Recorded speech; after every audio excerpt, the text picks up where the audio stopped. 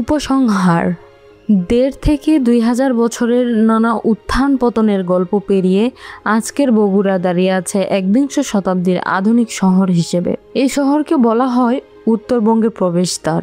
এখানে গড়ে উঠেছে অসংখ্য ক্ষুদ্র ও মাঝারি শিল্প কারখানা, কৃষিভিত্তিক ব্যবসা বাণিজ্য এবং ফুড প্রসেসিং শিল্পে বগুড়ার নাম ছড়িয়ে পড়েছে দেশের কোনায় কোনায়। আর বগুড়ার দই তা তো শুধু খাবার নয়, বগুড়ার ঐতিহ্যের মিষ্টি এক পরিচয়। কিন্তু এই আধুনিকতা আর স্বাদে মোড়ানো শহরের নিচে লুকিয়ে আছে এক বিশাল ইতিহাসের ভাণ্ডার। বগুড়া শহরের উত্তর প্রান্তে দাঁড়িয়ে থাকা মহাস্থানগড়ের প্রাচীন দুর্গনগরী আজও যেন নিঃশব্দে স্মরণ করিয়ে দেয় এটাই ছিল এক সময়ের পুণ্ড রাজ্যের রাজধানী। গৌরব, যুদ্ধ, পতন সবকিছুই মিশে আছে এই মাটির প্রতিটি স্তরে। এই দীর্ঘ পথচলা আমরা দেখেছি কিভাবে প্রাচীন রাজা মহারাজা থেকে শুরু করে মধ্যযুগের সুলতান ও মুঘলরা, তারপর ব্রিটিশ ও ঔপনিবেশিক শক্তি এবং সর্বশেষ আমাদের মুক্তিযুদ্ধ বদলে দিয়েছে বগুড়ার চিত্র, চালচলন আর চেতনা।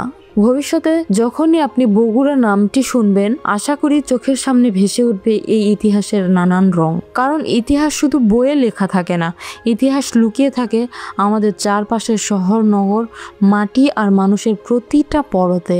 বগুড়া শহরের ইতিহাস তারই এক জীবন্ত উদাহরণ।